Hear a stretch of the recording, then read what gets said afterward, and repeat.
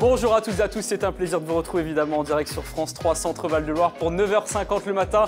Votre rendez-vous quotidien, le soleil est au rendez-vous dans la région Centre Val de Loire et vous le savez, il est toujours sur ce plateau grâce à Émilie et Carole. Bonjour à toutes les deux. Bonjour Jérémy. Comment ça va? Vous avez un grand sourire Émilie ce matin parce qu'effectivement vous êtes pleine d'énergie, vous avez transformé vos repas, enfin substitué vos repas en tout cas par des boissons qui nous donnent beaucoup d'énergie. Alors pas d'injure à la gastronomie française, bien entendu. Le tout c'est quand on n'a pas le temps, il existe aujourd'hui, et c'est des Français qui s'y sont intéressés, des boissons repas qui sont intéressantes, complètes, équilibrées, voilà, qui nous font gagner du temps et pas perdre notre santé. Que l'on peut emporter avec nous pour une belle balade sous le soleil et c'est ce que l'on pourra faire ces prochaines heures, Carole. Absolument, Jérémy. Oui. Et puis, je vais vous parler également d'une association qui œuvre pour le développement du Cambodge. Et c'est une association cassienne de Chessy, dans le Loiret. Et par ailleurs, que faites-vous toutes les deux de vos cartons usagés lorsque vous achetez un électroménager, par exemple? Déchetterie, moi. Déchetterie. Bah moi, je les ramène. Vous savez que je ramène plein de trucs bizarres pour faire des la même chose. Bah justement, désormais, vous n'allez plus les jeter et les utiliser d'une autre manière grâce, vous allez le voir, à notre invitée Françoise Manceau-Guermont, qui est cartoniste. Elle en fait des meubles écolos qui sont robustes et résistants et en plus jolis, hein, vous le voyez. Et enfin, on voyagera dans l'univers de Monica, ce beatmaker de 24 ans, tourangeau d'adoption, puis son influence dans le cinéma pour créer des morceaux aux ambiances trip-hop et rétro. Qu'est-ce que le trip-hop? Eh bien, on saura tout à l'heure. Avant cela, il est temps de rejoindre Héloïse qui, ce matin, est en direct de Les Meurets pour le découvrir, le château du Rivaux, ce château qu'on a évoqué ensemble la semaine dernière, hein, dans 9h50 le matin, Héloïse. Et aujourd'hui, vous allez encore un peu plus loin puisqu'on aura la chance de découvrir ses intérieurs et ses remarquables jardins. Bonjour Jérémy, bonjour à tous. Et oui, vous avez l'air de bien connaître ce château du Rivaux, mais est-ce que vous saviez qu'on l'appelle aussi le château des contes de fées? Eh bien moi aujourd'hui en tout cas, j'ai vraiment l'impression d'en vivre un conte de fées parce que ça y est, le soleil est revenu. Et regardez ce cadre somptueux qu'on a autour de nous aujourd'hui. On va vous faire découvrir tout ça, ce très beau château du Rivaux dont les origines remontent au XIVe siècle, au XVe siècle. Vous verrez, on va vous parler de son histoire bien sûr, mais ce château, il a surtout retrouvé toute sa splendeur ces 20 dernières années. Pourquoi? Parce que les actuels propriétaires ont fait d'énormes travaux de restauration et vous allez voir qu'il est vraiment très très beau ce château. Il y a le château à découvrir bien sûr. Il y a de somptueux jardins également et puis il y a un grand potager, conservatoire régional de légumes anciens. On a énormément de choses à vous dire aujourd'hui. Et aujourd'hui, justement, c'est un grand jour au château du Rivaux puisqu'il y a un concours gastronomique en cours, justement. On en avait parlé la semaine dernière dans 9h50 avec de futurs grands cuisiniers, mais de futurs grands cuisiniers de notre région. Je vous dis à tout de suite, on passe le pont-levis et on vous retrouve. Merci Héloïse, je comprends mieux pourquoi justement maintenant ce château peut être qualifié de château de princesse puisque vous en êtes une et vous allez nous le présenter avec brio. On se retrouve dans quelques instants. Le soleil brille aussi, on l'a vu au-dessus d'Héloïse ce matin. Ce n'est pas une image truquée, Carole, il est bel et bien dans la région. Pas du tout, l'amélioration, ça y est, c'est aujourd'hui, ça commence. Alors encore quelques petits débordements nuageux ce matin. Cet après-midi, le soleil va prendre de plus en plus de place dans le ciel de la région. Tout va bien. Les températures, quant à elles, ne sont pas encore très élevées, mais elles restent conformes à la normale. On a environ 12 à 13 degrés, 14 cet après-midi pour Tours, 12 ce sera à Chartres et 13 degrés partout ailleurs. Et puis demain, eh bien demain, ce sera encore mieux puisque le soleil va briller sans partage. Non seulement la journée sera printanière, très ensoleillée et de surcroît très douce puisque les températures vont cette fois-ci dépasser les normales de saison de 5 à 6 degrés l'après-midi. On aura une vingtaine de degrés, encore un petit peu frais demain matin, vous le voyez, avec 4 degrés du côté de Montargis ou encore au nord de la région du côté de Chartres et 5 degrés partout ailleurs. Alors aujourd'hui, eh bien, nous sommes déjà le jeudi 5 avril et aujourd'hui, on fête Irène avec un soleil qui va nous quitter à 20h26. On gagne encore 3 minutes d'ensoleillement, on grignote du soleil chaque jour en ce moment. Voilà. Merci Carole pour ce joli soleil qu'on va prendre plaisir évidemment à savourer parce que ça fait longtemps qu'on ne l'a pas vu. Peut-être avec un pique-nique extérieur, Émilie, mais pas avec un repas gastronomique comme celui qu'Héloïse va nous présenter tout à l'heure avec les jeunes étudiants de la région Centre Val de Loire parce que vous êtes plutôt en train de remplacer les repas par des boisson repas. Alors attention, pas tous les repas, bien entendu, ça n'enlève pas le plaisir de grignoter un bon pique-nique, de grignoter le soleil et un bon pique-nique et de bons repas, bien entendu, aucune injure comme je vous le disais à la gastronomie française là, mais des start-up françaises, justement, se sont intéressées à des boissons repas. Pourquoi? Parce que nous sommes quand même de plus en plus nombreux à ne pas avoir le temps de prendre notre repas, par exemple le midi, de faire un petit peu vite du grignotage toute la journée, et ça, c'est assez catastrophique pour notre santé, on le sait. Enfin, on ne peut pas avoir le temps, on ne prend pas le temps surtout. Parfois, on en manque vraiment, hein, franchement, on est nombreux à le vivre, ça. Alors du coup, ils ont imaginé des boissons repas, comme je l'ai dit, on ne va pas consommer que ça, bien entendu, mais eux, ils ont imaginé une poudre qui allait contenir à peu près tout ce qu'un repas doit nous apporter en mais quantité ça ressemble suffisante. à un smoothie, en fait, lorsqu'on regarde cette Il y en a image. énormément, il y a plein de parfums, vous allez voir, c'est étonnant. Donc on a de tout dedans, hein, les glucides, les protéines, les lipides, les fibres, les minéraux et les oligo-éléments, tout ce dont vous avez besoin dans un repas est dans cette poudre-là. C'est assez intéressant quand même. Et en fait, vous en faites quoi? Vous rajoutez de l'eau, du lait? Vous rajoutez quoi pour que ça devienne une boisson? Alors, ces poudres, elles sont conditionnées en sachet ou en bouteille. Vous ajoutez de l'eau à température ambiante. Ni chaud ni froid, parce que vous avez tout la main, l'eau du robinet ira très bien. Donc c'est pratique quand même, hyper pratique. Ça donne un peu des mélanges qui pourraient ressembler à ça. C'est entre la boisson et la soupe, c'est assez épais. C'est même un petit peu crémeux. Et alors au niveau du goût, ce qui est très appréciable, c'est qu'il n'y a pas du tout de goût chimique. Et de fait, il n'y a rien de chimique là-dedans. C'est que tout est naturel. Donc voilà, ça a un goût très naturel. On sent bien les ingrédients. Les goûts sont très très variés. Vous avez des formules sucrées, salées, cacao, amandes, fruits rouges, légumes, j'en passe. Il y a même goût café. Et quand on Vous boit déjeunez ça, en on fin a de matinée. vraiment le sentiment de satiété. Ah, énorme, oui, vraiment, vraiment. Vous êtes calé pour la journée, vous n'allez pas grignoter du tout jusqu'au dîner, vous allez tenir jusqu'au dîner, vous avez un vrai sentiment de satiété. Oui, c'est ça. Et on qui est achète ça où? intéressant. Alors sur Internet, j'ai trouvé 3 startups françaises qui proposaient ça. Côté prix, ça va de 2,50 € par repas à 4 €. Ça va? Ça va? Oui, ça va. Moi, je préfère plutôt, en tout cas, découvrir le repas que va nous préparer Héloïse avec les jeunes étudiants de la région dans quelques instants. Hein. Alors justement, par contre, ces boissons-là, ça dépanne. Je rappelle bien, attention, pas condition de manger ça à tous les repas. C'est pas une formule régime, hein, c'est juste pour dépanner de temps en temps, bien entendu. Soyez raisonnable. Tout de même, rien ne remplace les aliments, les frais de saison. Et voilà, cuisinez et mangez bien. Ah, on va terminer avec une petite surprise que vous avez apportée ce matin. Après? Oui, Non, tout à l'heure. un petit défi Avec- en fait. Ah oui. Je Vous vais nous en essayer dites plus? avec des cartes. De quoi va-t-on parler? Alors, on va parler de magie et de science, parce qu'il y a une rencontre samedi prochain, samedi 7 avril, à Blois, très intéressante, qui va mélanger les sciences et la magie. Et du coup, je vais essayer de jouer le jeu et je vais tenter un tour de magie. Préparez-vous, on va retrouver Héloïse avant cela qui ce matin est au château du Rivaux à l'Éméré. Ça y est Héloïse, hein, vous approchez les intérieurs du château, mais pas tout à fait puisque vous êtes encore dans l'une des cours de ce remarquable château avec une pierre que l'on connaît bien évidemment hein, dans cette partie du territoire. Oui, et en fait, c'est justement pour vous montrer un petit peu à quoi ça ressemble une fois qu'on a passé le pont-levis, qu'on s'est mis ici, et surtout, on est bien accompagnés. Hein, je ne sais pas si vous les voyez derrière nous, on a 2 pans qui sont en balade, et évidemment, je suis particulièrement bien accompagnée parce que j'ai Caroline avec moi. Bonjour et Bonjour. merci de nous accueillir ici. C'est votre famille qui vivait aujourd'hui dans ce château, enfin qui vit aujourd'hui dans ce château, mais l'histoire de château remonte quand même au XIVe siècle au départ, c'est ça ? Oui, c'est ça. Au départ, c'était une maison forte. Le château a été vraiment fortifié au XVe siècle, entre 1420 et 1445. D'accord.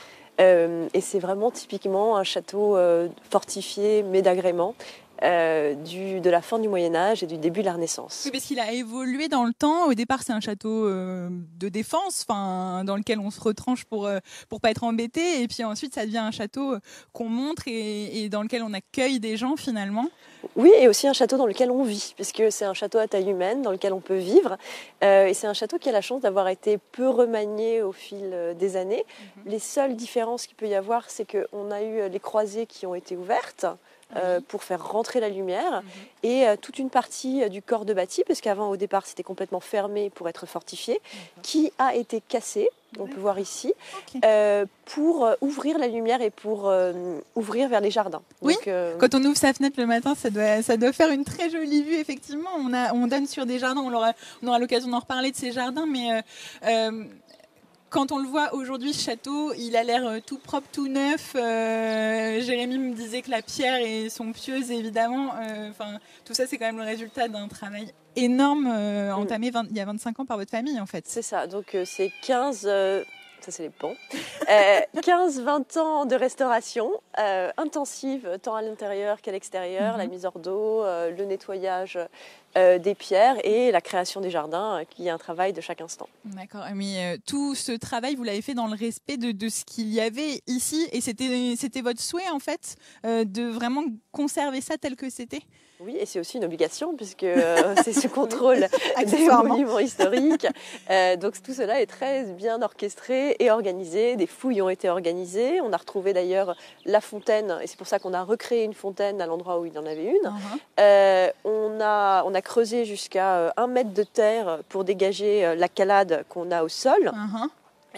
C'est tout un travail qui a été fait en suivant les archives qu'on a retrouvées dans le château, etc., en respectant ce qu'il pouvait y avoir à l'époque. Mais c'est un travail titanesque. Pardon, mais qu'est-ce qui vous a pris de vous dire allez, on achète ce château, allez, on le restaure, allez, on lui redonne sa splendeur d'antan? Alors c'est vraiment une passion, que c'est mes parents qui ont commencé cette histoire, et je pense qu'ils ont hérité ça de leurs parents, qui étaient aussi des passionnés de vieilles pierres, puisque ma grand-mère avait aussi restauré des bâtiments. Et je pense qu'après une maison, c'est aussi un lieu de vie, et on est habité par cette maison un peu comme on l'habite aussi, et ils n'ont pas eu le choix en fait. Oui, ils sont tombés amoureux quand même, parce qu'au départ vous n'êtes pas de la région en fait. Ils sont tombés amoureux, mais quand on tombe amoureux, c'est pas une décision, ça vous tombe dessus. D'accord, et alors vous aujourd'hui qui le faites vivre ce château, vous, c'est quoi votre ressenti? Parce que vous êtes arrivée petite ici en fait. Ouais, c'est vrai, je vous dis, c'est une grande maison. Il y a énormément de travail. Moi, je dis souvent que je suis l'esclave du château, parce qu'on nous dépeint comme des propriétaires, mais le propriétaire, il ne faut pas imaginer que c'est quelqu'un qui est enfermé dans sa tour d'ivoire. C'est plutôt la personne qui travaille le matin et le soir et qui est sur le pont tout le temps pour accueillir les gens et pour veiller à que tout se passe bien. Il y a toute une équipe autour de vous. Il y a surtout dans les jardins, on va les voir, je pense, tout au long de l'émission, ils sont en train de travailler. Il y a une belle équipe de jardiniers, il y a des gens qui font visiter aussi. Votre château, il se visite toute l'année ou pas? Non, on est ouvert d'avril à novembre, mais on a de nombreuses animations et d'activités pour les familles. Donc on est très tourné vers soit les amateurs de jardin, soit les familles qui viennent nombreuses. Et donc c'est vrai que heureusement on a une équipe très efficace et assez nombreuse, puisqu'on est ouvert 7 jours sur 7 de 10h à 19h. D'accord. J'ai une autre question, parce qu'on était dans l'autre partie, je dirais, une fois qu'on passe le pont-levis, il y a encore tout un tas de bâtiments à découvrir. Un mot sur les écuries, qui sont des écuries royales en fait, c'est ça, qui au départ étaient de simples écuries mais qui sont devenues royales. Alors je ne me souviens plus du nom de celui qui a justement mis sa petite touche. Alors au départ c'était des écuries de bois qui servaient pour le roi, et Jeanne d'Arc serait venue au château du Rivaud pour ramasser des chevaux, pour aller récupérer des chevaux alors qu'elle était à Chinon pour voir Charles VII. Et plus tard, le petit-fils du constructeur Pierre de Beauvau, donc Gabriel de Beauvau, qui était le grand écuyer de Henri II et puis après de François Ier, a construit des écuries pour les étalons du roi. Voilà, des écuries royales et surtout des écuries monumentales. On continue justement de vous faire découvrir ce château dans un petit instant. Merci beaucoup Caroline. On va justement passer un petit moment avec la maman désormais qui s'appelle Patricia. Merci Héloïse. Et ce château, je crois, fait la part belle également à l'art contemporain. Vous nous en parlez un peu plus tard. Et puisqu'on parle d'art contemporain, eh bien, on va aller à Tours, puisque jusqu'au 27 mai, le Jeu de Pommes au château propose une exposition autour des photographies de Lucien Hervé, célèbre pour ses collaborations notamment avec l'architecte Le Corbusier. Eh bien, Imola Gebauer, commissaire de l'exposition, raconte l'une des œuvres avec un jeune homme, Gabriel, qui a 8 ans. Il s'agit d'une photographie de 1952 qu'il découvre et qui s'intitule donc « Unité d'habitation Nantes-Rezé ». Regardez.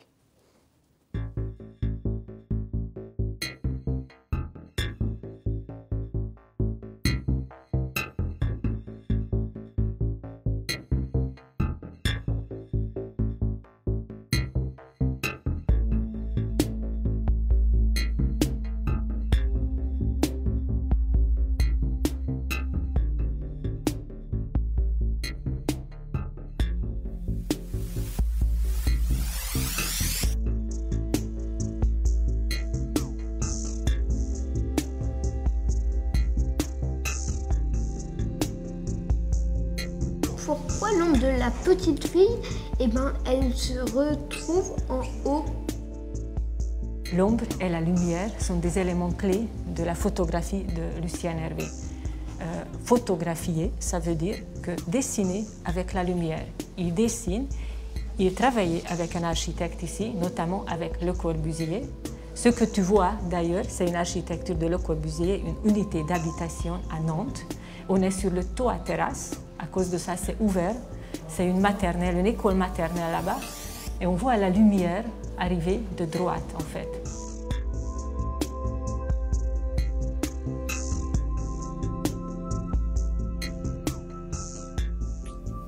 Vers le haut, on dirait que c'est coupé l'image. Oui, ce que tu remarques, c'est un élément très typique de Lucien Hervé. Il a aimé jouer avec la géométrie également. La géométrie, le ligne direct, les éléments géométriques, en fait, tu vois des triangles à gauche, à droite, et noir, et tu vois un autre triangle dessiné par la lumière au milieu.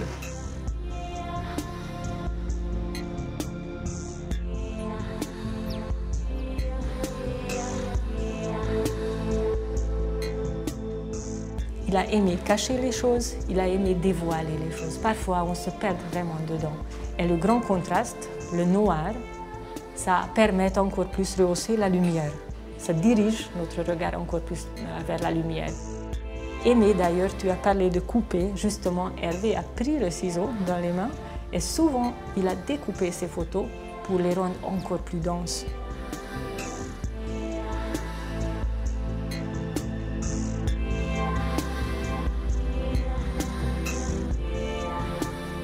Le Corbusier et Hervé ont réussi dans cette collaboration à montrer la beauté et la richesse de cette architecture.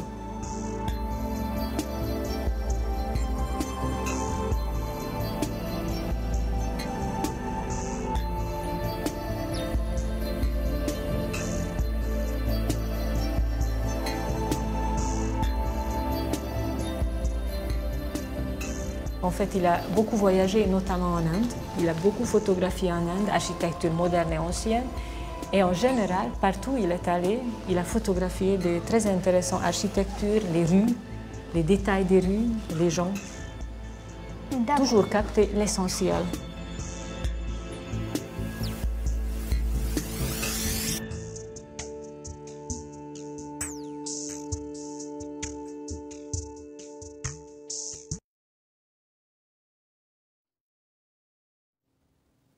Et voilà, cette exposition donc est visible, je le rappelle, jusqu'au 27 mai au jeu de pommes Château de Tours. Et d'ailleurs, il y aura 2 visites commentées avec la commissaire que vous venez de découvrir. Ce sera donc les samedis 14 avril et 19 mai à partir de 15 h. Vous pourrez retrouver tout le programme complet sur le site internet. D'un château à l'autre, il n'y a qu'un pas puisque Héloïse est à quelques kilomètres de Tours ce matin au château du Rivaux, à l'intérieur de l'une des salles de ce château qui aussi d'ailleurs à des œuvres d'art contemporain. Hein. Exactement, Jérémy, vous demandez, je fournis, il n'y a pas de problème. On va vous montrer tout ça parce qu'ici au Château du Rivaux, il y a toujours un très beau pont qui est fait entre justement l'ancien et le moderne. Et ça, c'est vraiment la touche de Patricia parce que ça vous tient à cœur vraiment de mélanger justement art contemporain et l'ancien et tout ce qui a fait l'histoire de ce château finalement. Et cette pièce-là, elle est assez symbolique pour ça. On est d'accord, derrière, on a la famille Beauvau, c'est ça ? Exactement, vous avez très bien résumé. Et en fait, l'idée du Château du Rivaux, c'est de faire un monument vivant, un monument qui vit avec son époque, un monument pas poussiéreux et où les artistes d'aujourd'hui contribuent à continuer ce que les artistes de hier avaient commencé. Oui. Donc on a à la fois des portraits anciens, comme ceux des Beauvau que vous voyez là, et puis des portraits ou pour référer à la tradition du portrait de château, portrait d'ancêtre, n'est-ce pas?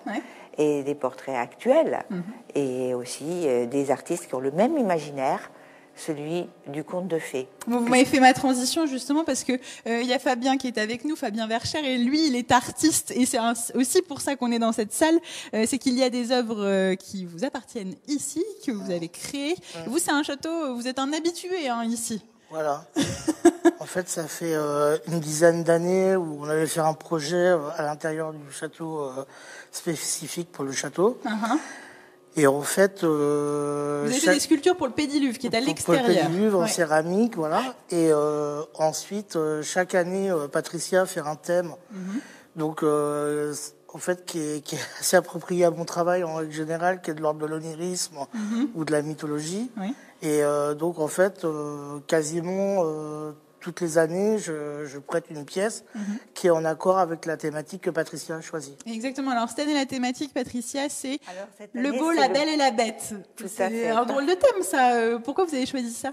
Mais écoutez, parce que l'histoire de La Belle et la Bête, je ne sais pas si vous vous rappelez, c'est l'histoire d'un père qui, très aimant, qui, pour faire plaisir à sa fille, va ramasser une rose dans un château enchanté. Il se trouve que nous avons la collection de roses parfumées en France. Oui. Et vous avez un château enchanté. On a un artiste, Samuel Rousseau, qui a donc exactement le même imaginaire, parce que je cherche toujours, comme l'a très bien dit Fabien, les artistes qui ont cet imaginaire de l'onirisme. Et donc, il m'a semblé donc très judicieux d'adapter ce conte aux rivaux. Alors, donc, je vous rappelle en 2 secondes l'histoire. C'est le père très aimant qui ramasse une fleur dans un château où il y avait un homme à mufle de bête, c'est-à-dire à tête de bête, parce qu'il avait été lui-même enchanté. Je me souviens, ça me rappelle mon enfance, tout ça. La fille va finalement s'offrir au monstre, en quelque sorte, pour que son père puisse rester en vie, c'est ça? Par amour filial, elle se sacrifie. Et là, c'est résumé avec une autre artiste, celle-ci britannique. Ça, c'est une création vraiment pour le Château du Rivaux sur cette thématique-là. Et le monstre, évidemment, est symbolisé par les Cerbères de Katia Bourdarel. Et vous vous souvenez que c'est l'amour qui fait ressurgir la vraie face de cet homme qui avait subi ce maléfice, et qu'à la fin, il redevient le vrai prince charmant qu'il était. Et alors, je vous propose quand même qu'on aille montrer un petit peu d'autres salles à côté, parce que finalement, il y a de l'art partout. Vous en mettez, vous, partout. Ça vous vient d'où? C'est parce qu'au départ, vous êtes historienne d'art, en tout cas. Vous avez fait des études dans ce sens-là. Oui, j'ai fait des études d'histoire de l'art, spécialité art contemporain. Et puis quand je suis arrivée au Rivaux, il y a 25 ans, j'ai trouvé que c'était un lieu qui se prêtait vraiment à montrer que les artistes d'aujourd'hui continuaient l'histoire d'hier. Et c'est pour ça qu'au milieu de collections familiales, comme ici les trophées, qui viennent de mes grands-parents et parents, eh bien, il y a plein d'artistes qui se sont glissés un petit peu comme des intrus. Et ça fait beaucoup sourire nos amis visiteurs. Et par exemple, quand ils voient le Jeff Koons au milieu des trophées de famille, alors là, du coup, ils adorent la chasse et ils trouvent ça formidable. Mais du coup, ça veut dire qu'il y en a un peu pour tous les goûts, finalement. Il y en a pour les enfants qui viennent. Il y a des choses qu'on va remarquer comme ça au milieu des autres. Et puis, ceux qui ont envie de pousser un petit peu plus loin, ils peuvent aussi aller un peu plus loin encore. Tout à fait, parce qu'on a aussi des œuvres d'art anciens qui sont vraiment de très très grande qualité. Donc, en fait, c'est pour vraiment montrer que les artistes d'aujourd'hui continuent le travail. Vous vous souvenez que les rois, les grands seigneurs, ils commanditaient toujours des œuvres aux artistes de leur temps. Ils ne mettaient pas des œuvres des temps passés. Ils mettaient et ils faisaient intervenir les arts. Alors, on continue cette tradition. À faire ça. C'est super. Merci beaucoup d'avoir été avec nous, Patricia. Merci beaucoup. Fabien, je vous encourage vraiment à venir ici. Il y en a partout, vraiment. Vous pouvez passer des heures à vous balader ici et vous trouverez toujours un petit détail, un petit truc à la fois rigolo et très inspirant aussi. Merci Héloïse, je suis sûr que Patricia qui aime la modernité serait ravie d'accueillir une exposition de meubles en carton. Vous le voyez, je suis assis sur un fauteuil qui est très solide, c'est la tendance et la mode et on va en parler avec Françoise. Merci d'être avec nous, vous êtes cartoniste et depuis mardi jusqu'à dimanche justement il y a les journées européennes des métiers d'art sur le thème futur en transmission et évidemment le futur est dans le carton. Émilie, vous n'allez pas me contredire. Vous êtes lancée, Françoise, dans cette activité il y a un peu plus de 20 ans et c'est vrai qu'il y a 20 ans, faire des objets, des meubles en carton comme ça, c'était pas du tout finalement fréquent. Vous étiez l'une des pionnières, on va dire, à créer cette activité. Comment vous avez vu les choses évoluer ? Alors les choses ont évolué progressivement et c'est vrai que dans un premier temps, le mobilier en carton n'a pas du tout émergé dans les années 90. C'est seulement au début des années 2000 qu'on a commencé à voir vraiment des meubles, des vrais meubles. Moi, à l'époque, dans les années 90, je fabriquais du décor. Mais quel a été le déclic, en fait, finalement? À partir de quel moment vous vous êtes dit, à partir de cette matière, moi, je vais en faire des meubles solides, robustes et de ce fait pas chers? Alors, ça a toujours été un peu mes convictions, en fait. Depuis toute petite, j'ai travaillé le carton, puisque mes parents étaient commerçants et j'avais la matière première. Voilà, c'est ça. Et puis, dans les années 90, je travaillais dans un restaurant d'autoroute où j'étais commerciale et un jour, on m'a demandé de faire les décos de Noël, de Pâques, Halloween, etc. Et la matière première que j'avais sous la main, c'était du carton. Et puis, à l'époque, émergeait un tout petit peu les décors en carton. Je me suis basée sur un tutoriel dans un magazine féminin et j'ai fabriqué une cheminée en carton. Et puis après, j'ai pu m'arrêter. Voilà. Et depuis, vous avez ouvert 2 ateliers, un à Monet en Indre-et-Loire et l'autre à La Chapelle-en-Chéry dans le Loir-et-Cher. Est-ce que vous utilisez tous les types d'emballage en fait que l'on apporte dans votre atelier? Parce qu'on peut vous fournir la matière première aussi. Oui, alors celle-là, je ne l'accepte pas forcément parce que j'ai des exigences quand même. C'est-à-dire, on ne peut pas utiliser tous les cartons? Alors j'aime bien, je préfère, et puis de toute façon c'est indispensable d'ailleurs, utiliser du carton double cannelure, c'est-à-dire que vous allez voir 2 vagues dans le carton quand vous regardez l'intérieur. Et puis... Donc, il faut être expert en observation de carton, hein, j'ai l'impression. Hier, je passais dans un magasin et je vois un super carton, je le tâte et l'employé me regarde bizarrement. Je dis « désolé, c'est mon métier et je ne peux pas m'empêcher de toucher ».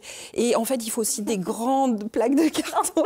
C'est important en fait, de sentir la matière que l'on travaille, évidemment. Complètement. Hein. Et puis je sais pas, c'est au fin fond de moi, quoi, donc je ne peux pas m'en empêcher. Et pour le bois, c'est pareil, parce que j'évoquais le carton, mais on a aussi, en fait, au centre de ce plateau, une petite sellette en palette, en bois de palette. Hein. Oui, alors c'est quelque chose que j'ai démarré avant le carton, en fait, 1 an avant. Mes enfants voulaient une cabane pour le jardin, et puis les cabanes en plastique, à l'époque, je trouvais ça vraiment pas très très joli, et puis ça décolore. Enfin, et ça n'est pas écologique, le plastique. C'est pas écologique. Et puis il y avait un chantier à côté de chez moi, et je me suis dit, mais après tout, il y a plein de palettes. J'ai vu que les ouvriers ont brûlé la semaine dernière, c'est pas possible. On peut pas laisser brûler des palettes. Donc je suis allée récupérer les palettes et j'ai fabriqué une jolie petite cabane qui faisait quand même 2 mètres carrés pour des enfants jeunes. C'était plutôt sympa et 1,50 m de hauteur, c'était bien. Alors justement, puisque vous parlez de mobilier de jardin, c'est le prochain ouvrage en fait que vous avez préparé qui va sortir au mois de mai. Mon mobilier de jardin en palette, c'est assez incroyable effectivement de se dire finalement qu'en récupérant tout cela, on va pouvoir accueillir ses convives sur un mobilier unique et original aussi, parce que c'est ce qui fait la singularité de vos fabrications. Tout à fait, oui. Alors là, oui, le mobilier pour le jardin, c'est assez extraordinaire, les bains de soleil, une vraie table pour manger, d'ailleurs on la voit là. Il n'y a pas de traitement en fait sur ce bois, c'est-à-dire que vous poncez juste le bois pour qu'on n'ait pas d'écharde, mais en fait vous n'ajoutez pas de vernis, pas de traitement pour qu'il puisse résister effectivement. Alors sur les photos on ne le voit pas, mais je l'explique quand même dans le livre, des lasures à la bière, des peintures suédoises avec de la farine. Et ça c'est appelé à Carole, parce que vous savez que Carole parle beaucoup d'environnement dans cette émission. Et alors Carole, vous êtes assez surprise parce que Françoise ne s'arrête pas seulement à la fabrication de meubles en bois et en carton, bois de palette, mais vous allez plus loin, c'est un véritable mode de vie au quotidien. C'est devenu un véritable mode de vie, oui. S'il y a 20 ans, on m'avait dit que j'en serais là aujourd'hui, oui, c'est devenu un véritable mode de vie. Qu'est-ce que vous faites par exemple? Des idées. Outre le bois de palette et le carton? Eh bien, en famille, nous avons construit notre maison en bottes de paille aussi. Oui. C'est-à-dire uniquement avec de la botte de paille ou il y a d'autres matériaux? Alors, une ossature bois, puis à l'intérieur de l'ossature bois, nous avons glissé, des fois c'est pas glissé, c'est vraiment y aller vraiment très très fort, des bottes de paille à l'ancienne, des petites bottes de paille, et puis les bottes de paille sont recouvertes avec un enduit fait maison, avec l'argile du terrain qu'on a récupéré, qu'on a trié. On a un peu notre ADN un peu partout dans les murs de la maison, parce que quand on trie de l'argile, il y a beaucoup de silex et donc on se coupe énormément. Donc on sait, c'est bien notre maison, elle est à nous, il n'y a pas de problème. Mais il faut qu'Héloïse aille justement découvrir votre maison. On va caler un rendez-vous pour que vous puissiez expliquer cette construction de maison assez étonnante. Elle est installée où cette maison? Du côté de Vendôme, à 10-12 km de Vendôme. Très bien. Avant cela, on peut retrouver tout votre univers sur les meubles en bois de palette et puis également en carton sur votre site internet, votre blog. Et puis également, je le rappelle, ce sont les Journées européennes des métiers d'art jusqu'à ce week-end. Eh bien, vous avez tout le programme et notamment quelques artisans de la région qui vous accueillent et ouvrent leurs portes sur le site internet. Merci Françoise d'avoir été avec nous. On va rejoindre Héloïse qui est au château du Rivaux ce matin, vous le savez, qui accueille des jeunes toqués. Vous le savez, je parle de ça depuis tout à l'heure, Héloïse, parce que j'ai vraiment hâte de découvrir les préparatifs de ces recettes qu'ils vont présenter au jury. Oui, mais pour le moment, on va surtout vous parler de fleurs parce que nous, on a envie de prendre le soleil, figurez-vous, Jérémy. On n'a pas envie de s'enfermer et on en profite parce que vous voyez ce qu'il y a autour de nous, c'est somptueux. On appelle ça la rivière de Jonquille ici. Et je suis avec deux des artistes des jardins du Ribot parce qu'ils sont somptueux vraiment tous ces jardins, Dominique et Michel. Sur les jonquilles, en fait, ça paraît un petit peu fou, mais il y a énormément de variétés différentes. Et la jonquille, ça paraît être une fleur assez simple qu'on trouve très facilement un peu partout. Mais en fait, là, on a des spécimens très rares, non? Tout à fait. Et puis, vous avez des variétés différentes suivant les endroits. Et qui fleurissent, on va dire, comme une vague. Il va y avoir les premières qui vont fleurir en mars. Ouais. Et puis, pour l'ouverture du château, le plus gros est en train d'éclore. Tout à fait. Donc là, en tout, il y a, Michel, il y en a à peu près 4000. Enfin, même un petit peu plus. Vous avez planté 4000 jonquilles? Oui. Rien que pour cet espace-là? Tout à fait. Ah non, mais vous devez avoir un travail monstre. Il y a 14 jardins différents ici, c'est ça? Tout à fait, c'est la même. Et 14 thèmes différents? 14 thèmes différents. C'est quoi les thèmes en gros? Alors disons que les thèmes, ça va de tout ce qui est jardin fleuri au thème de contes de fées. D'accord. Voilà, tout est en rapport. Tout est en rapport. Alors, je vous propose de déambuler un petit peu au milieu des jonquilles parce que c'est vraiment somptueux. Il y a 14 jardins. Il y a surtout une collection de rosiers phénoménale ici. C'est ça. Alors, c'est un peu trop tôt pour voir tout ça. Mais bientôt, ça va sortir. Complètement. Là, s'il continue à faire beau, les pousses vont commencer à éclore. Ça commence là à éclore un peu. Je vois que la pleine saison de la rose, c'est fin mai, début juin. C'est ça. Mais donc, 450 variétés différentes, c'est ça? Minimum, oui. 450. Et des choses qu'on ne trouve pas ailleurs, vous, de vos yeux de jardinier? Si, on peut en trouver ailleurs, bien sûr. Mais il y a quand même des roses de collection qui sont assez primées, et, dont notamment une qui est très spéciale au jardin ici, la rose du Ribot. Oui, la rose du Ribot que vous avez créée ici, c'est ça? Qui a été créée par André Ève. Oui, le grand maître des roses. Voilà, tout à fait. Pour le château du Ribot. Exactement. Voilà. D'accord. Il y a également un potager. Venez, on avance un petit peu quand même, qu'on fasse découvrir votre œuvre à nos téléspectateurs. Il y a également un potager qui fait aussi votre renommée. C'est un potager pareil, tout son potentiel va s'exprimer en août-septembre. C'est en train de commencer là? Ça commence là, hein? Oui, ça commence. Là, on va commencer sur la première série de salades qui, d'ici un mois, vont être en pleine formation. D'accord. Et après, c'est un renouvellement avec toute une collection de choux et de cucurbitacées. On est d'accord, ce sont des légumes anciens, hein? Une partie sont des légumes anciens. D'accord. En deux mots, très très rapidement, travailler ici pour vous, c'est énormément de travail, bien sûr. C'est quoi? C'est un plaisir. C'est un plaisir. C'est un plaisir de travailler parce que il y a énormément de variétés. Donc on passe d'un jardin à un autre et puis c'est... Et puis surtout le cadre. Oui, le cadre.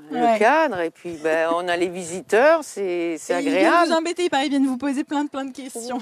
Oui, mais c'est agréable parce qu'ils nous posent. On est content quand même. On est là pour ça aussi. Vous êtes content de partager aussi. Bon, vous avez vu, d'avoir le ressentiment des visiteurs. Exactement. Leurs ressentis, leurs émotions, voir que vous créez plein de choses chez eux. Merci beaucoup à tous les deux. On a parlé justement de ce potager avec des superbes légumes anciens qu'on conserve et qu'on entretient ici justement. Vous allez voir qu'ils servent à nos jeunes toqués. Jérémy, on approche du moment fatidique. On a hâte de voir ça. En tout cas, vous nous faites bien voyager ce matin, Héloïse. Et on va aller encore un peu plus loin. Avec vous, Carole, on va aller au Cambodge. Et oui, avec Thierry Dumas, qui est le président fondateur d'une association d'aide au Cambodge. Alors cette association, c'est la CSR de Chessy à Siem Reap, en collaboration avec une autre association cassienne également, dont Thierry est également membre, c'est l'OCPP, Orléans-Chessy à Phnom Penh. Alors tout simplement, Thierry organise des voyages solidaires, c'est-à-dire qu'il associe le tourisme et les actions humanitaires. Mais concrètement, que fait cette association, Carole, sur place? Comment ça se passe? Tout d'abord, les gens qui veulent partir dans ces conditions payent leur billet d'avion, ça c'est à part. Ensuite, une somme va vous être demandée bien sûr pour organiser le voyage. Un quart de cette somme va donc servir pour manger sur place, pour se loger, pour se balader, car il faut savoir que Thierry sera votre guide. Il connaît le Cambodge comme sa poche, il y va très régulièrement et il va vous faire découvrir tout un tas de petits recoins sympas, des endroits magiques, pas forcément connus d'ailleurs, donc ça va être un voyage très enrichissant. Et le reste du budget ? Alors, les 3/4 de la somme va servir tout simplement à aider les Cambodgiens dans leur vie au quotidien. Notamment, cette association a déjà construit une école. Cette année, elle veut ouvrir une nouvelle classe pour les enfants de 3 à 5 ans. Alors, l'argent va bien sûr servir à payer des fournitures scolaires, des uniformes pour les enfants ou encore des jeux pour la cour de l'école, des jouets, enfin tout un tas de choses comme ça, particulièrement utiles. Alors, sachez que l'école est aidée également par une autre association qui se trouve sur place d'aide au développement du Cambodge et l'OCPP, elle finance tous ces projets. Il n'y a pas que ceci, du coup. Il y en a bien d'autres. Alors, cette année, Thierry voudrait pouvoir installer des poubelles ainsi qu'un incinérateur, car évidemment, c'est un réel fléau dans ce pays. Il y a des ordures partout. Je vous laisse imaginer les dégâts que ça fait sur l'environnement, les odeurs, bien sûr, et puis les maladies que cela génère. Alors, il y a d'autres encore projets pour cette année. La création d'une rizière. Il veut également pouvoir fabriquer un bateau pour les pêcheurs. Et puis, une autre initiative, c'est un élevage de chèvres. Tout cela, bien sûr, dans le but que les Cambodgiens puissent survivre eux-mêmes et vivre en autonomie. Mais en 2 mots, Carole, est-ce qu'on peut être sûr finalement que l'argent sert vraiment à financer ces projets? Mais oui, parce que malheureusement, des fois, ce n'est pas le cas. Eh bien là, il va y avoir, durant votre séjour, une journée totalement dédiée à la rencontre des Cambodgiens qui profitent donc de cette aide. Vous pourrez donc constater sur place à quoi sert votre investissement. Merci beaucoup, Carole, et évidemment, le site internet. Voilà. Et là, vous allez avoir les coordonnées de Thierry, qui est quelqu'un de très agréable et qui va vous renseigner. Voilà. Merci, Carole. Vous aimez vivre des moments magiques, je le sais, dans 9h50 le matin. Vous le savez, c'est le cas tous les jours. Et surtout avec vous, Émilie, sans plus attendre. Alors, avec des chercheurs et des magiciens qui vont se rencontrer samedi prochain à Blois, ville bien connue évidemment pour la magie. Mais ce qui vous intéresse, c'est surtout les défis en fait, qu'ils se sont lancés. Ouais, c'est assez intéressant cette rencontre des scientifiques et des magiciens. Déjà, ça sera samedi 7 avril, là, la 13e édition des rencontres jeunes chercheurs du Loir-et-Cher. Ça rassemble 400 élèves des écoles, collèges, lycées et puis des étudiants du supérieur également, à qui on a lancé le défi d'inventer des projets scientifiques et de les présenter là, samedi, sous forme d'expos, sous forme de vidéos, expériences ou maquettes. Ça va être très varié. Alors, j'ai regardé parmi ce qu'on va découvrir samedi, là, ce qu'il y a... Enfin, ce qui est leurs petites inspirations. Alors, les tout-petits se sont intéressés à que deviennent les insectes en hiver, par exemple. Ils sont intéressés aussi à l'être humain, à la cuisine moléculaire, figurez-vous. Et les collégiens, eux, vont davantage nous parler de l'avenir des océans, des abeilles, de la permaculture, on en parlait ici il n'y a pas longtemps dans 9h50 le matin, de la planète Mars aussi, enfin j'en passe. Ils ont été très inspirés, tous ces jeunes. On découvrira ça samedi, ce samedi-là, samedi 7 avril à Blois. C'est à l'IUT que ça se passe. Et en même temps, en parallèle, il y a aussi la 4e édition du défi Robert Houdin. Vous savez qui est Robert Houdin ? Le père de la magie, évidemment. Horloger, scientifique, grand magicien, précurseur. On peut le découvrir évidemment à la Maison de la Magie de Blois, qui lui dédie une expo toute l'année. Cette année, je crois. Ah oui, ça va être les 20 ans. Et alors là, ça va être très sympa. Chaque année, il y a un défi qui est lancé toujours aux mêmes jeunes, à des enfants, des étudiants. Et alors là, des écoles et des collèges ont relevé le challenge d'imaginer un objet qui se déplacerait tout seul ou se propulserait. Donc on découvrira ça et l'objet qui sera retenu, un petit peu le lauréat, sera exposé justement à la Maison de la Magie, vous venez de le dire Carole, qui fête ses 20 ans et puis qui va du coup pour l'occasion avoir une expo un petit peu exceptionnelle qui va démarrer, ça s'appelle la Galerie des Illusions, ce sera jusqu'au 16 septembre, on en reparlera ici je crois Jérémy. Évidemment la semaine prochaine, oui. Jeudi prochain, on parlera de tout ça et puis si l'illusion, la magie vous intéresse, ne manquez pas, toujours samedi 7 avril à l'IUT de Blois à 13h30, c'est gratuit. Il y a une rencontre sous forme de conférence entre un scientifique et un magicien. Et là, on aura le regard croisé des deux personnages qui discuteront de la part du vrai dans les illusions visuelles. Très bien, beau programme en perspective. Émilie, vous nous le vendez parfaitement. Vous allez faire un tour de magie pour nous, parce que je vendais ça tout à l'heure. J'espère que vous êtes entraîné, vous avez l'air de maîtriser ce sujet sur le bout des doigts. Alors déjà, je vais faire vérifier à Carole que mon petit paquet de cartes est bien. Vous pouvez le regarder dans tous les sens, hein, le mélanger, vous pouvez faire ce que vous voulez. C'est vrai. Il est bien, voilà, c'est bien un paquet vrai. des cartes tout à fait ordinaires. Voilà. Vrai jeu de cartes. Donc déjà, sur ces cartes-là, je vais vous demander, Carole, d'en choisir une, traditionnelle. Voilà, vous prenez une carte, vous la montrez à la caméra, moi je ne regarde pas. C'est bon? Attendez, on ne la voit pas. Tournez, Carole. Parfait. Je ne triche pas. Hein. C'est bon? Là, vous la reposez sur mon paquet. Alors le tout, ça va être, voilà, bon, je vais être obligée de remélanger mes petites cartes. Donc, hop, je ne sais pas si on voit bien. Voilà. Vous avez fait ça avec sérieux, vous avez mélange. fait ça pendant toute la nuit. Voilà, je mélange. Maintenant que je les ai mélangées, je ne sais absolument plus où elles sont. Donc moi, toute seule, je ne vais peut-être pas y arriver, mais c'est là que la magie intervient parce que j'ai deux cartes qui sont très très fortes, ces cartes-là. L'as de cœur et l'as de carreau Qui piquent notre cœur. Qui vont me guider, moi en tout cas, parce qu'ils vont me filer un petit coup de main pour retrouver votre carte, Carole. N'y croyez pas? Non, mais bon. Alors je vais en poser une, regardez, au-dessus, le cœur, l'as de carreau en dessous. Puis maintenant, je ne sais pas, au petit bonheur la chance, faut le sentir en fait, c'est... C'est-à-dire, il faut le sentir. Qu'est-ce que vous faites pour le sentir? Parce qu'en fait, il faut que les cartes, à un moment donné, vous voyez, là, pas là. Je sais pas. Non. Moi, je ne suis pas convaincue, Carole. Hein. Je ne sais pas pour vous, mais... Vous voyez, je les remélange, en fait. Alors, mais... montrez-nous. Émilie, on veut voir le résultat, quand même, parce que là, vous avez l'air en difficulté. Je sais pas. Je sais pas si ça va marcher. Hein. Alors, on va regarder. Parce qu'après, c'est plus moi, c'est les cartes qui le font toutes seules, en fait. Donc, je ne sais pas. Je ne sais pas du tout. Ah, alors là, je sais pas. Elles ont peut-être trouvé quelque chose, quand même, mais... Mes as ont peut-être trouvé quelque chose, alors ça ne glisse pas. Je ne sais pas si vous voyez là. Eh bien si, ce sont les deux cartes que vous teniez dans la main il y a quelques instants. En tout cas, elles ont trouvé une carte. Alors, ah oui, elles ont coincé une carte. Elles ont coincé une carte, alors je ne sais pas, il suffit... Est-ce que c'est bien votre carte? Bravo, c'est bien ça. Émilie, vous nous épatez. Hein. Je pense que vous allez pouvoir faire un stage, en tout cas transmettre vos dons de magie à celles et ceux qui auront visité ce musée de la magie de Blois. Merci. Bravo. Elle nous émerveille, vous le savez depuis tout à l'heure. C'est Héloïse qui est au château du Rivaux, à Léméré, en Indre-et-Loire, qui évidemment de somptueux jardins, mais qui aussi aujourd'hui vit un événement particulier avec un grand chef cuisinier et surtout des jeunes étudiants qui ont la chance d'être à ses côtés, Héloïse. Et exactement, l'événement, ça s'appelle les Toqués de demain et on est en plein concours gastronomique. Là, on est en train de préparer, ça sent bon, on a faim. Et j'ai la chance d'avoir Yannick Aleno avec moi. C'est vous qui allez justement juger un petit peu de la qualité de ce qui va être fait aujourd'hui. Première question, vous, le Rivaux, c'est votre deuxième maison un petit peu? Le château du Rivaux, évidemment, c'est un endroit d'accueil pour moi parce que les propriétaires sont des amis et ce que j'aime au Rivaux, c'est cette beauté de ce château extraordinaire. Et surtout, on y fait pousser des légumes incroyables. Voilà, et c'est tout le thème du concours d'aujourd'hui d'ailleurs. Exactement. Alors juste pour revenir sur ces légumes en un petit instant, vous, ce que vous aimez, c'est surtout la manière dont on les fait pousser. On met rien du tout, on les laisse vivre. C'est ça qui vous plaît?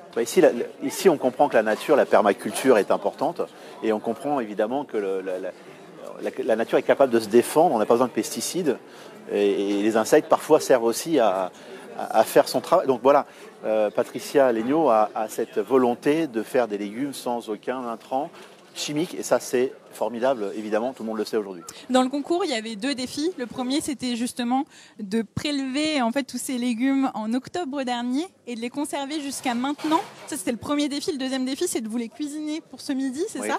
Et vous, ça vous évoque quoi, en fait, justement, ce double défi? L'idée était quand même de... Vous savez, on est aujourd'hui en train de comprendre que les réflexes de cuisine, de consommation doivent être différents. Et on a eu, c'est eux les cuisiniers de demain, c'est pour ça que le concours s'appelle comme cela. Et avec Eric et Patricia Legnaud, on a eu l'idée de leur proposer aux Rivaux de faire, en fait, de prélever les légumes quand ils poussaient, à leur maturité, de leur appliquer un traitement de conservation, un seul, et ne plus utiliser l'énergie après. C'est-à-dire qu'ils ont le droit de cuire à un moment donné, ils ont le droit de sécher à un moment donné, mais une fois que le légume est traité, c'était terminé, nous n'avons plus le droit d'utiliser de l'énergie. Ça a une incidence forte sur leur mentalité. On a été élevé, et moi j'ai été élevé de façon consumériste, c'est-à-dire que voilà, et en cuisine on ne comptait pas. On avait tout le pain. C'est-à-dire on prélève, on cuisine, on consomme. Ouais, c'est ça. Mais la conservation et d'utiliser surtout le maximum de ce que pouvait donner la nature. Alors j'ai une candidate qui me disait waouh, c'est incroyable les fans de carottes que ça a comme goût. Quand on les blanchit, c'est un goût de carotte extraordinaire. Et aujourd'hui, elle me dit, je ne les jetterai plus. Donc, vous voyez, ça veut dire que comme ça, gentiment, on va peut-être les amener à avoir des réflexes différents des nôtres. D'accord. Vous, c'est vraiment le but. Là, votre présence aujourd'hui, c'est pour leur transmettre ça, leur transmettre l'idée de faire différemment, d'innover, de changer les choses. Oui, d'arrêter de travailler de façon peut-être parfois un peu stupide et de réfléchir évidemment à ce que... Enfin, vous vous rendez compte, quand on a une volaille, là on va goûter des boyaux de volaille tout à l'heure. D'ici, de la région en plus. Oui, de Racan évidemment. Oui. Et le boyau qui pensait à le cuisiner avant. Et c'est extrêmement savoureux. Bien nettoyé, fermenté, il y a les moyens naturels aussi pour les rendre sains à la consommation peuvent se faire. Enfin, je veux dire, on mange bien des boyaux de porc pour faire du saucisson. Donc, votre décision, elle se fera quoi sur le goût? Il y a tout un jury avec vous, avec des très grands noms qui vont venir goûter. Votre décision, elle se fera sur quoi?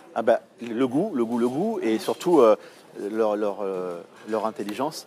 Et voir un peu comment ils ont senti la chose et essayer de nous amener quelque chose de différent. Et je pense qu'on va apprendre surtout beaucoup tous ensemble aujourd'hui. Eh bien super, merci beaucoup d'avoir pris le temps d'être avec nous. Et à bientôt, et bonne cuisine, bonne table. Bon, nous on va passer à table, il nous attend. À tout de suite, Jérémy. Merci Héloïse, à tout de suite. On voit que le rythme est là en tout cas, et il sera aussi avec nous, avec Monica, Jules évidemment, c'est votre prénom. Vous êtes beatmaker et vous êtes installé à Tours. Émilie, vous savez ce qu'est un beatmaker ? Comment on résume ça, à votre avis?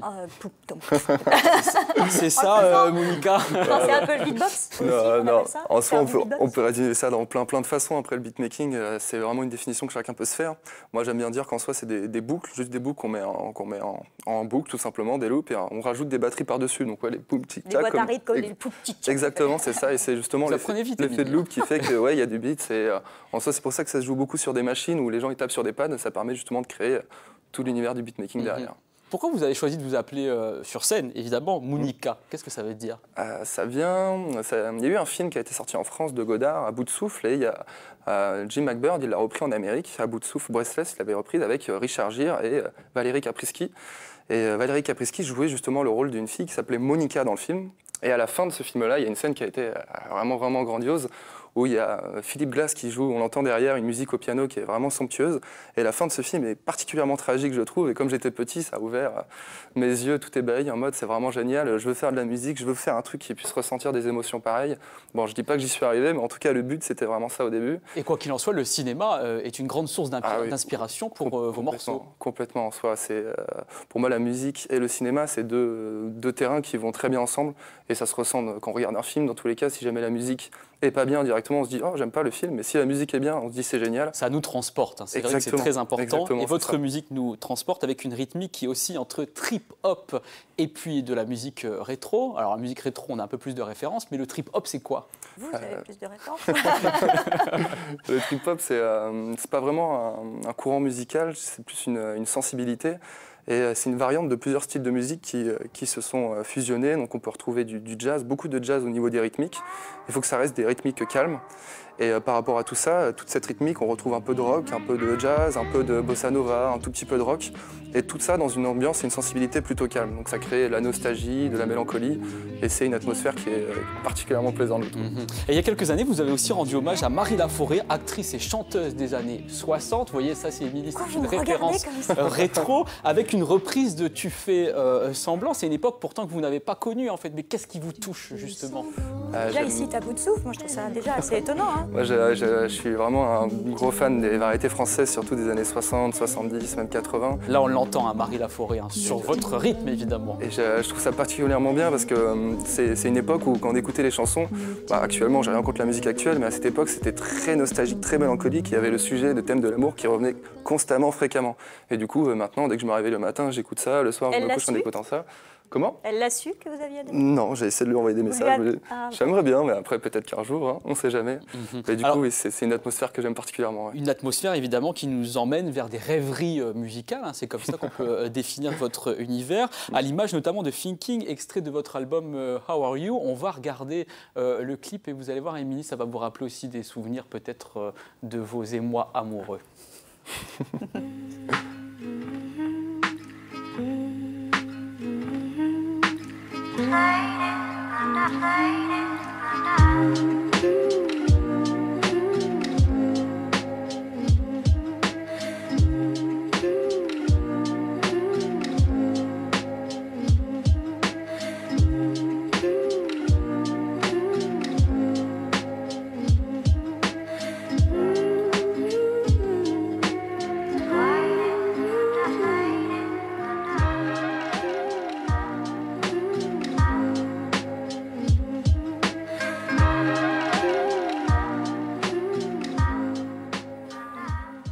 Ah, c'est beau d'être amoureux de l'amour. Hein.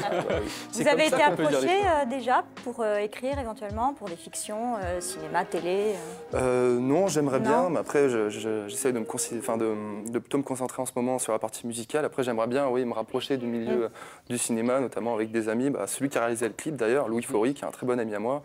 Et j'aimerais bien après m'orienter vers créer vraiment des musiques adaptées par des images. Adapté à des histoires. Et non l'inverse, justement, avoir les images et créer une musique qui peut aller avec. Alors vous parlez beaucoup d'amour, comme on l'a vu là dans ces images, et de nombreux titres aussi dans votre album, sorti l'année dernière, évoquent tout cela, Car sans toi je m'ennuie, Lost with you par exemple. À qui déclarez-vous votre flamme Après, c'est des musiques qui sont, je trouve, très sensibles. Moi, je n'ai pas honte de le dire, j'aime les musiques de Fragile. Vous êtes un romantique. Si on peut dire. Un romantique des années 60. Ça dépend de chacun après, et oui. Donc moi je sais que ces chansons-là, quand je les ai faites, j'étais amoureux, et c'est quelque chose qui se cultive quand tu fais de la musique. On a besoin d'une source d'inspiration, et moi j'ai ma muse à côté qui m'aide à trouver cette inspiration-là. Parce qu'il y a des chansons, il y a besoin d'avoir un sentiment, un petit truc en plus. Tout le monde a son truc en plus, et moi je sais que c'est ce sentiment-là d'amour et ces côtés positifs comme négatifs qui font que j'aime bien faire de la musique. Et tout ça c'est créé, on le voit là, avec donc ces petits appareils que l'on présente comment c'est tout simplement des pads, c'est ce qui me permet en gros une fois qu'il y a une boucle qui est derrière, on peut créer la rythmique directement par rapport à ça. Donc ça a été inventé il y a un petit bout de temps quand même. Est-ce qu'à côté de ça, vous avez On va juste s'arrêter parce qu'il faut rejoindre Héloïse, vous savez, qui ce matin est en direct du château de Giriveau à l'Aimerais. Vous pourrez continuer la conversation. Héloïse, vous êtes, ça y est, devant les plats qui ne sont pas évidemment aboutis, mais en tout cas, j'imagine que ça sent bon. Oui, ça sent très très bon et on préfère rester justement au milieu de toute cette effervescence. C'est très sympa. Je voulais vous rappeler que le Château du Rivaux, il est ouvert tous les jours de 10h à 19h. N'hésitez pas à venir, il y a plein de choses à voir ici. Et j'avais une petite idée, Jérémy, je voulais vous proposer de prolonger l'émission jusqu'à midi, ce qui me laisserait justement la possibilité de goûter tout ce qui est en train de se fabriquer. Qu'en dites-vous ? J'en dis qu'il faut le faire évidemment, mais ce n'est pas moi qui décide. Avant de la prolonger, en tout cas, on pourra retrouver toutes les informations que vous présentez sur Internet dans la journée avec cette émission à voir et à revoir, notamment avec Monika. Merci d'avoir été avec nous. On peut retrouver plus d'informations d'ailleurs sur votre page Facebook, Monika Beatmakers, et je suis sûr que vous allez être encore plus amoureux avec cette musique. Excellente journée sur France 3 Centre-Val de Loire. On se retrouve demain pour les meilleurs moments et puis lundi pour de nouvelles aventures en direct. À très vite.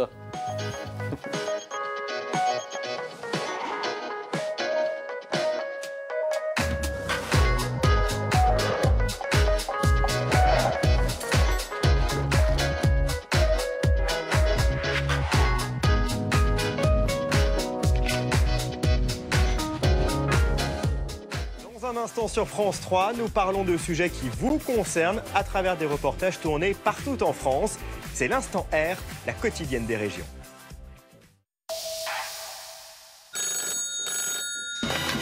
Inédit,